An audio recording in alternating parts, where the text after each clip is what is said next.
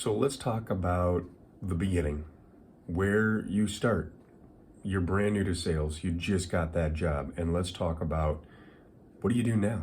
So I recently started working with a guy who's brand new to sales. I mean, he's never had a job in sales before. And that can be overwhelming, not just as the person who's trying to learn, but also as a coach trying to figure out exactly what he should start with. So I thought about maybe he should start with some motivation.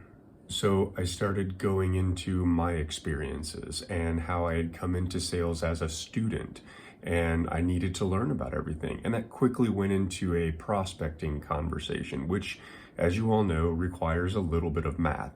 And pretty quickly I could realize that he was glazed over a little bit. He wasn't super paying attention, and that makes a little bit of sense. So I paused and took a step back, and I realized that honestly, he needed to start with his why. He needed to figure out exactly what it was he was looking for sales. Now, I knew his why. He was looking for a career change. So secondarily to the why, you need some proof early on. You need to realize and be able to prove to yourself, and in his case, his wife, that this is a viable option for him and that he can replace his income with this other income. So we started talking about some of the low-hanging fruit, some of the personal network that he could reach out to, ask for their information so that he could practice, and maybe he makes a sale, maybe he doesn't. But the good news is, in starting with low-hanging fruit and personal, network, is that it's not really that much stress behind it, because if you don't make the sale, it's really not that bad. Your friends are still going to be your friends. So I gave him the homework assignment of reaching out and watching his social media posts and reaching out to some of his close family and friends. And with that, we ended the lesson for the week.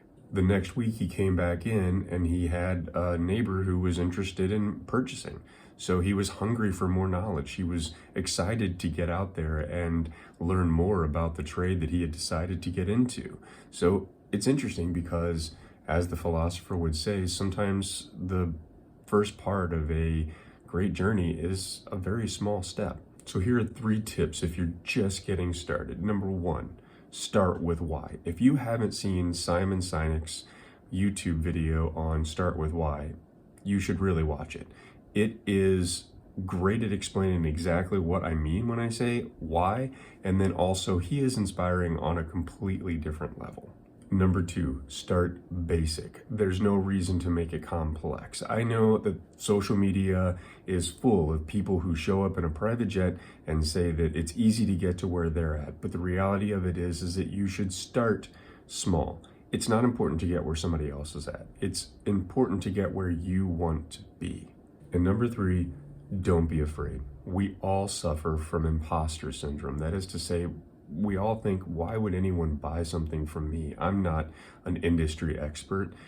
Remember, everything is scary at first because you don't have any knowledge of it. Remember that first kiss? It's pretty scary, but it's probably not as scary now that you've got some experience. There you have it, 3 tips to help you get your start and to help you decide where to begin. I hope that helps, and thank you very much for watching.